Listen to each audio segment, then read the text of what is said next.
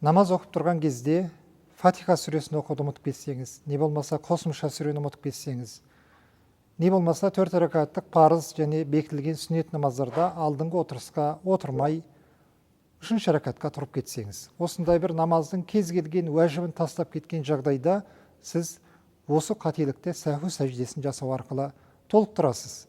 Сәху сәждесі былай жасалады. Намаздың ең соңғы ракатында сіз отырасыз, әттахияты дұғасын оқисыз.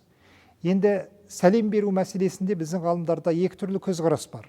Тек қана оң жаққа сәлем беру, не болмаса оң жаққа және сол жаққа сәлем беру, екі жаққа сәлем беру.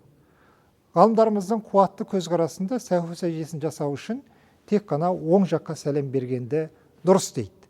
Оң жағыңызға сәлем бергеннен кейін 2 рет сәжде жасайсыз.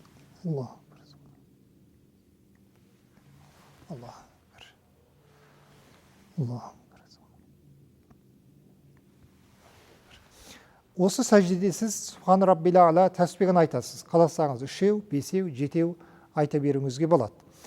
Сәждеден екінші сәждеден басыңызды көтергеннен кейін қайтадан аттахият дұғасын оқып, салауатты оқып, Раббана дұғаларын оқып, оңыңыз бен солыңызға сәлем беріп, намазыңызды аяқтайсыз.